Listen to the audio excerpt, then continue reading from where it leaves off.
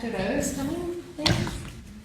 Talking about spatial planning and the complexity of turbulent open environments, about purposeful interventions in a world of non-linear change.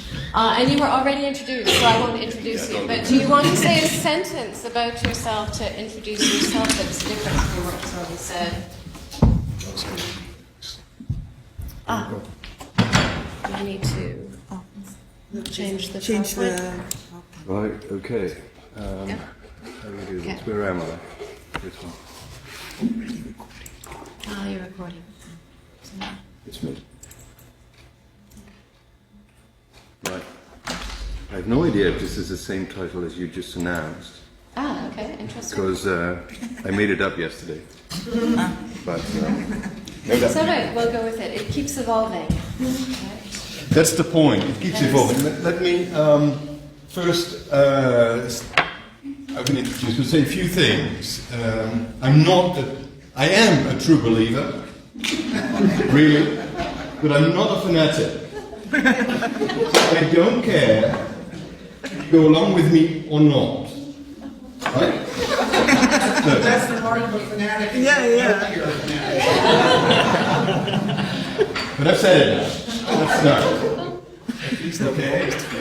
And the good thing is about this presentation, that's why it's evolving. I have a deadline, 28th of April. I've sent in stuff, and I'm still unsure how to present it.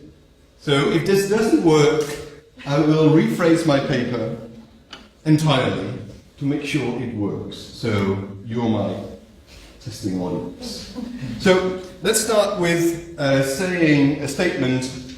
Everything that is open to change.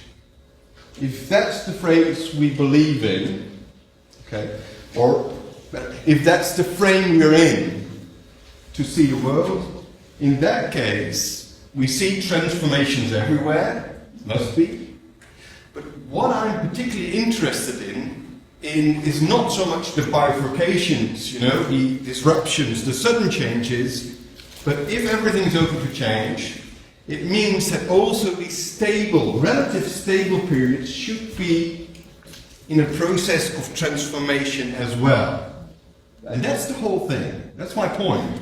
I want to figure out, are we able to say something about that? Based on what we already know within planning theory. So I'm interested in this sort of relatively stable environments with slow transformations. So that's the phrase, slow transformations. And immediately I feel I begin to slow. So that resonates well. That's what happens. Anyway, it relates strongly also to contingency. Oh, I forgot this thing. And I'm really bad with these things. Right, here it is. There is someone watching and warning me about time, so I might skip a few things because I hope I had half an hour or more, obviously, because I have very many things to say. So I might skip the philosophy part, unless you all say, please can do so. Tell us about this. But this is a setup to come to a synthesis, and it's all conceptual reasoning, perhaps slightly abstract, but I try to make it really clear with an example about how, in this particular case, a city, in a period of relatively stable times, is progressing nevertheless. Okay? Right, let's start then with the city. I said it's conceptual. This is the most basic conceptual model I've found. It's a known figure from a UK architect, but it explains clearly that cities transform in time, isn't it? So if we can all agree on that, we could move on to more subtle explanations.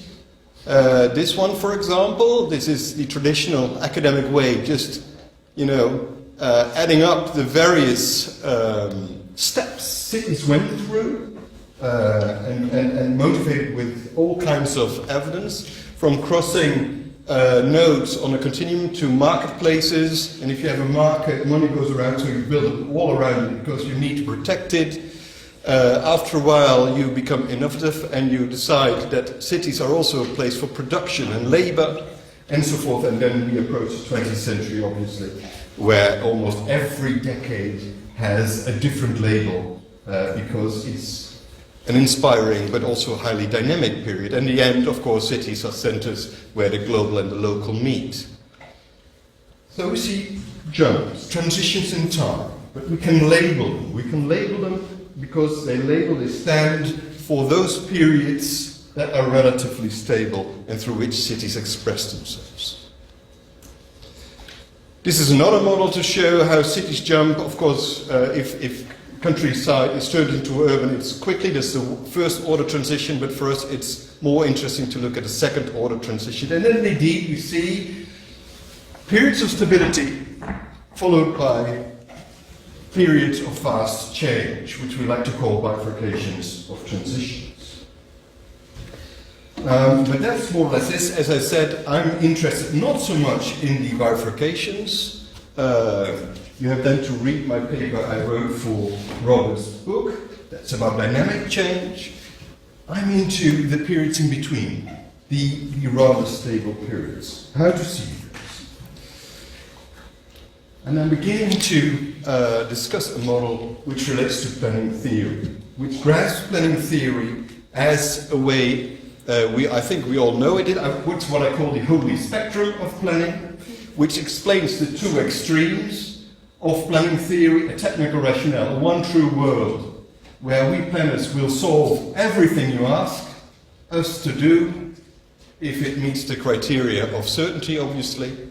It's a factual reality as well. While opposite, we see the paradigm that starts in the early 90s, the communicative rationale, where uncertainty prevails, which we solve easily by reaching consensus among the various stakeholders, so we get an agreed reality, and we can again move on in improving the world. From goal maximization to process optimization. That's sort of the spectrum we use. But it's not just a spectrum, it's a spectrum we can divide, differentiate. Easy problems on the left side, the far more complex problems on the right side. As I said, certainty versus uncertainty. And the uncertainty over there we solve by agreeing about the situation and making consensus decisions about how to tackle it. But it's a contingent line. That means not just a line that wouldn't work theoretically, but this would then work very well. It's also a shift from a focus out there, where we implicitly know what we see, to, well, things become more uncertain, we have to talk to each other.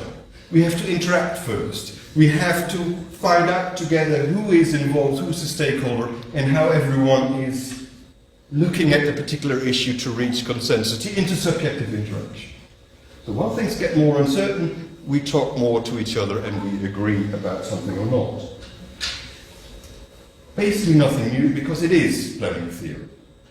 But it's an interesting model because, and now I move on to the next slide, because I fill in the model with criteria which I will call conditions. I will call them contingent conditions.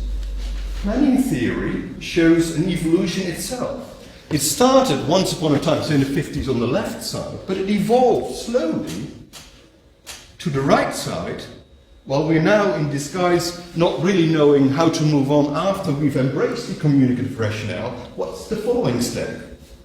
That's a difficult one. But we move to a world where we sort of assume the world has direct causal relationships, clear entities. The context is not there, a sort of Newtonian world. While now we see more integrated issues with remote causality. We have to define them together because the problems are quite often fuzzy and the context is highly interfering. Meaning that we shifted to interacting about the perspectives we all have to reach consensus through which a new narrative can emerge to which we are committed. And in the beginning, of course, it is about giving meaning to the problem, but after a while it becomes an intrinsic issue and it becomes more factual. We're going back again to this side of the spectrum, and the storytelling will turn into meaning giving to explanation. a circular event, more or less. We're not there yet, because at this moment we're still pretty much on this side of the spectrum, considering how to move on. But if this is the model that explains planning theory, not just from a behavioral perspective, do I go for a technical rationale, a communicative rationale, or something in between? The latter is most likely. Or if a differentiating model, which differentiates problem into simple, complex, and very complex, could it also be a transformative model, explaining a development through time in which the issues we perceive out there are indeed getting more and more complex, which allows to shift along the spectrum, which is what we did, and would then explain to us as well a transformative period, transformative developments. That would be exciting. Well, this is the model we have, and this is what we're thinking through. Could this indeed be the case, that this model does not just explain to us various situations we can put on the spectrum? Wonderful, I still have 5 minutes. But could it be a transformative model too? And at some point, it felt rather hopeless. But then a story came. A sort of bifurcation in my thinking, you could say.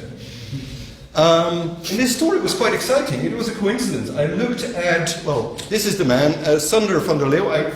Long time I thought he's South African, but he had to be Dutch. Good guy.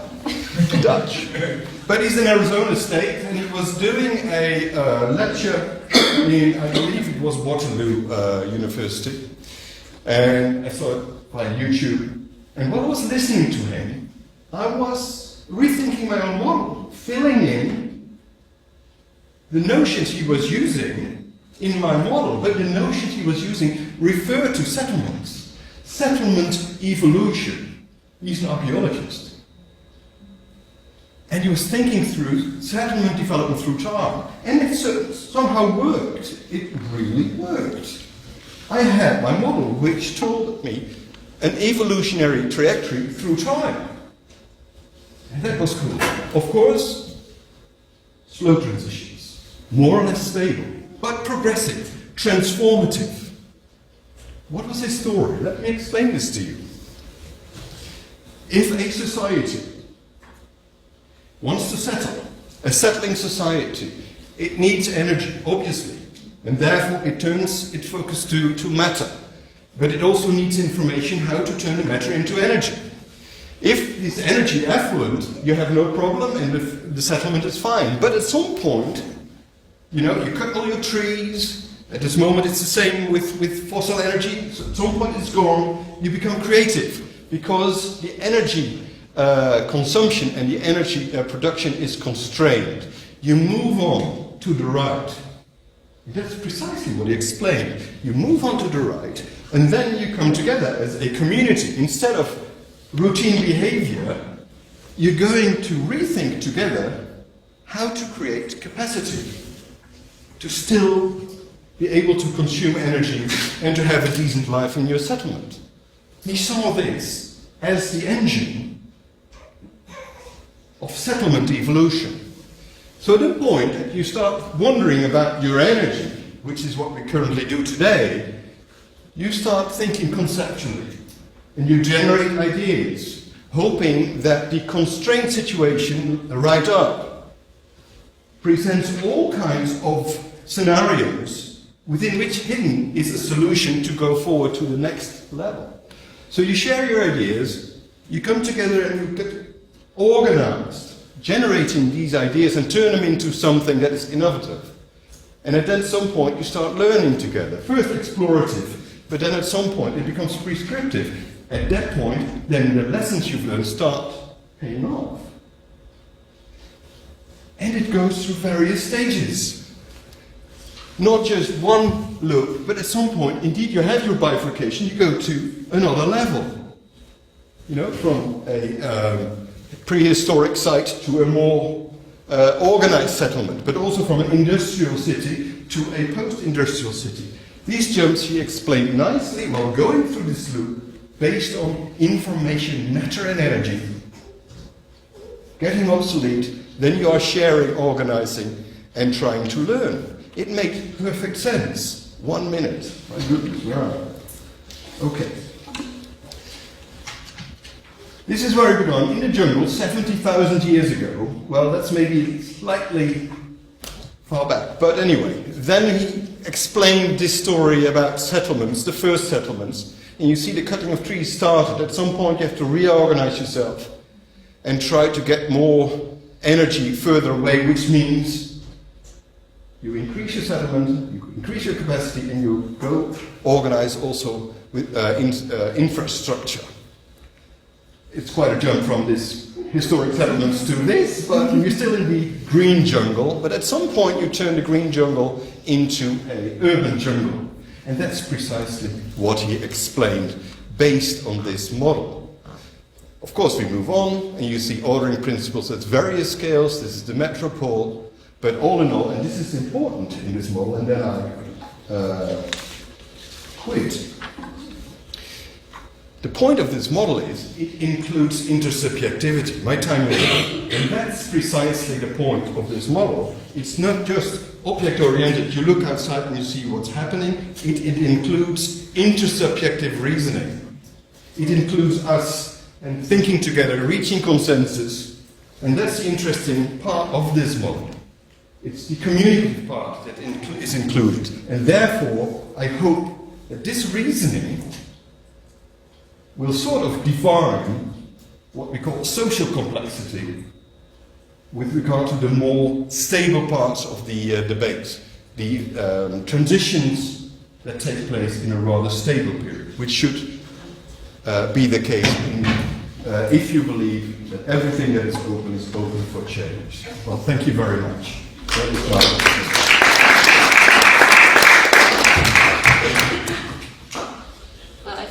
it's horrible being the timekeeper. I hate rushing people, especially because I go on and on. What do you hate? It's horrible being a timekeeper because I hate stopping people from talking about interesting ideas. Well, I hate you. Yeah, that's terrible. Who is Sophia? Sophia, I'll invite you to ask some questions and we'll open it up to everyone. Yeah, thank you for this very interesting presentation and also the paper. It's very interesting. I am giving you some comments, or some ideas, also from Professor Gerritz, because we wrote the paper we are going to present on Friday together, so we made joint comments with you. We have several, but I would like to concentrate on two mainly. First, when you show the continuum between the technical planning and the communicative planning, what we were wondering is that if really the communicative planning is so much based on agreements, because what we missed in your figures and in this scheme was actually power and the fact where is the place of power in this? Is it really the planning that's like this intersubjective planning really so much agreed upon? And the second main comment that we have is actually when you show your scheme of these loops of development that are growing and growing, we thought it was actually a little bit linear in a way and a little bit functional. Because also in the paper, when we read your paper and you made the examples of development using also these archaeologists' theoretical framework, and you really try to explain innovation and progress, but very much rooted in the Western world. And so at the end, we had really this idea of the progress of this linearity again. And we would like you to comment a little bit upon that because. Well, thank you very much for your very reasonable and fair questions. With regard to power, here it is, that was in the philosophy section, because it relates to relativism. and it's very much there. And in fact, you could say technical rationale replaced by force, communicative rationale you can replace it by power. But that's not much the issue. There are, of course, very many notions you can connect to this model. It depends on the situation and the perspective you take and the interaction with your audience, but it is very much there.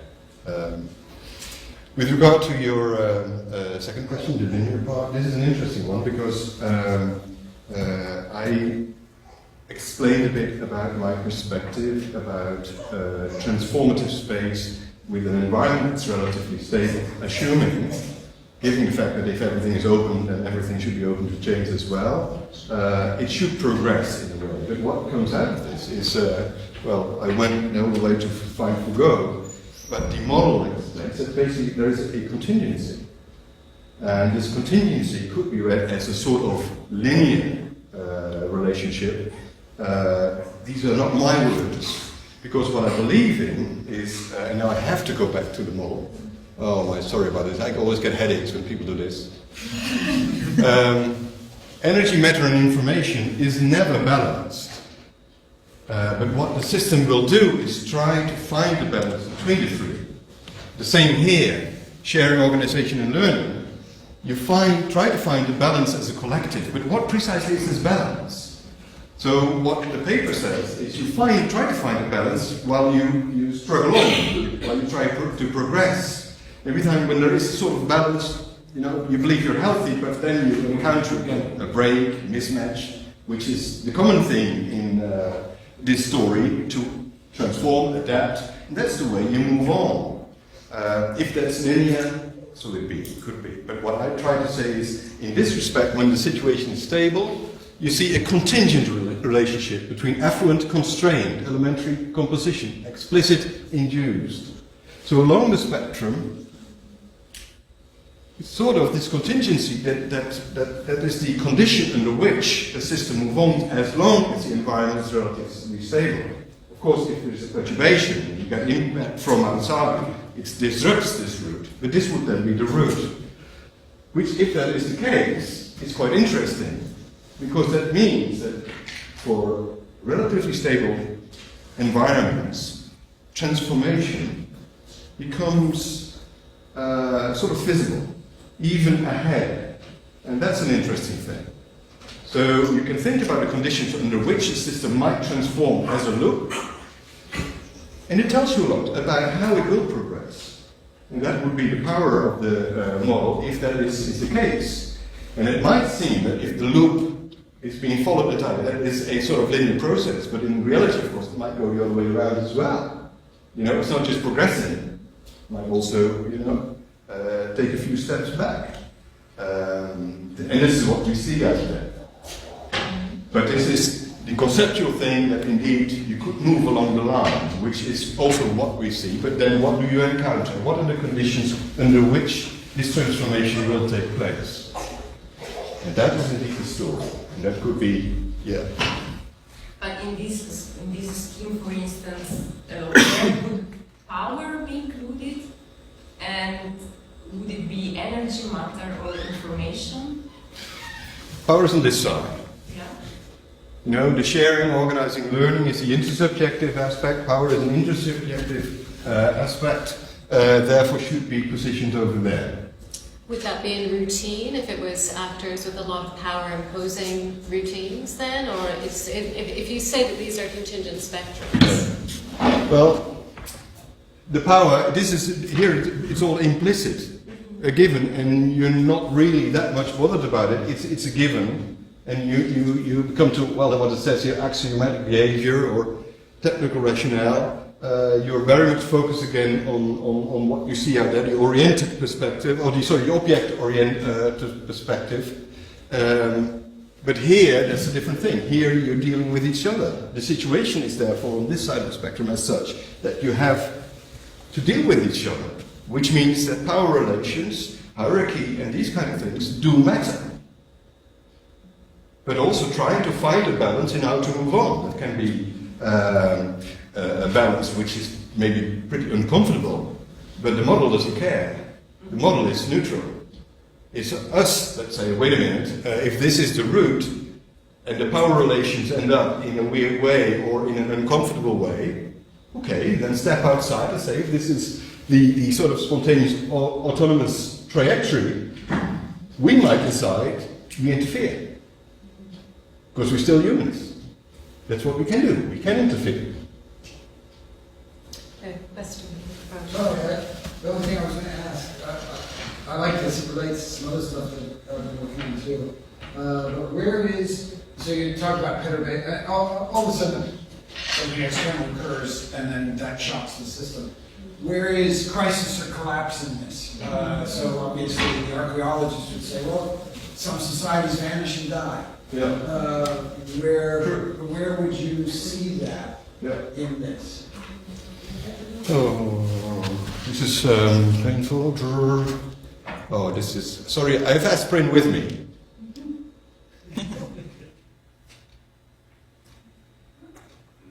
This is the animal model, I think.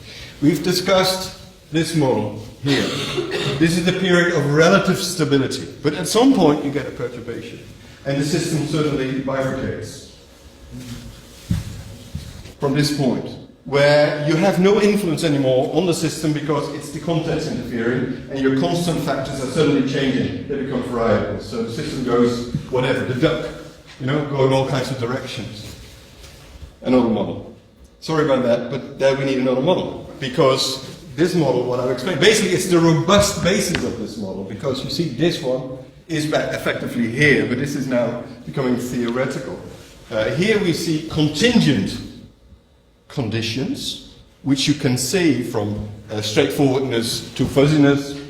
There's a contingent relation, but the moment the context interferes, the system goes bollocks, it fades away. You have basically different conditions that start working.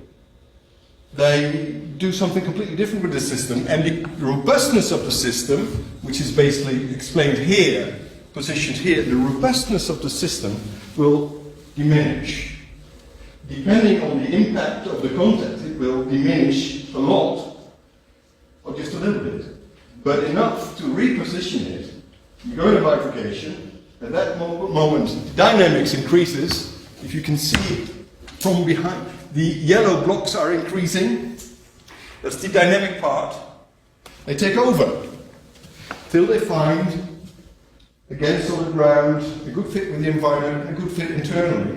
And then the robustness increases again, and this one starts working again. And my point is, this is not just robustness, a world as it is. No, it keeps on transforming. But then the conditions are different. These are contingent conditions. We have time for one more question. And so now the hands went down. Either of you, go ahead. I'm with most of the time, so. All right, yes. You can talk. You talk about behavior, but whose behavior are you talking about? Because can you go back to your model? I know This is absolutely bad. It's bad for. This one, for Yeah, example. for example, I'm guessing you're not talking about someone's particular behavior on a particular day, because on a particular day, people can go through the whole cycle several times. No. But whose behavior are you talking about? Are you talking about it as the city as an organism in which people's behavior or accumulated behavior over time is something that forms the history of this organism? For me, it's that particular group of actors that is willing to act. There can be planners, because we believe we have to act sort of or intervene or whatever to create a better society. Well, that's our aim maybe, but it can be basically anyone willing to act, interfere in reality. And if you believe that everything is straightforward with direct causal relationships and the issue you're looking at is absolutely well defined and clear and the context is not interfering, you know that when you interfere, the result will be according to what you hoped for, which is impossible. But theoretically, you're on this side now, the world of full certainty.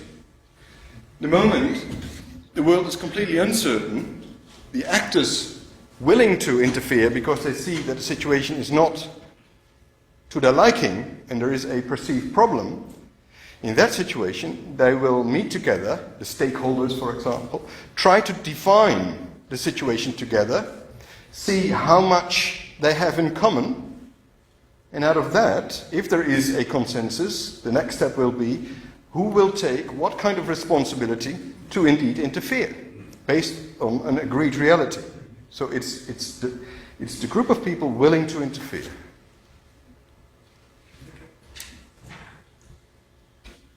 Right. Well, actually, I have one very quick comment, which is which Ward gets to speak to you often. But I'm wondering if the diagrams that you showed, they reminded me about Holling's adaptive cycle, and I'm wondering if you were influenced by that, or if you're familiar with that, and how this might be, they might inform one another.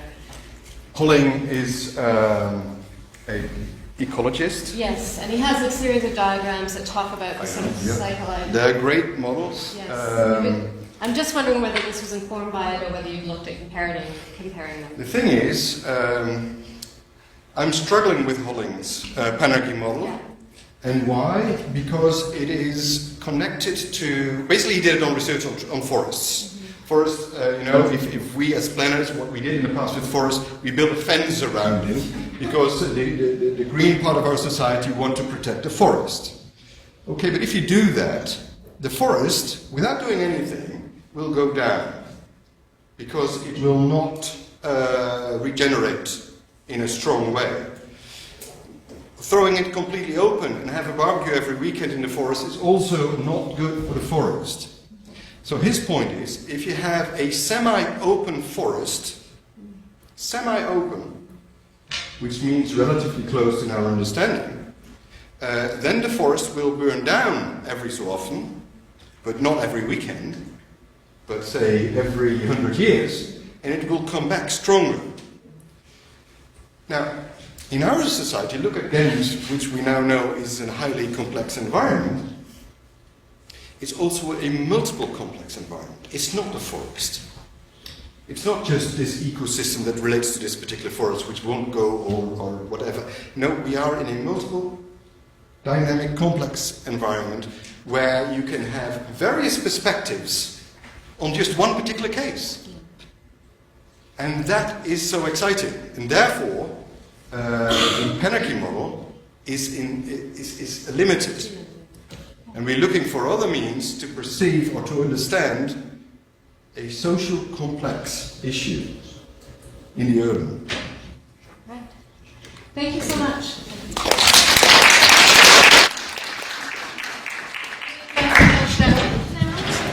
Sharon is coming to us. You don't know Sharon, she's from the University of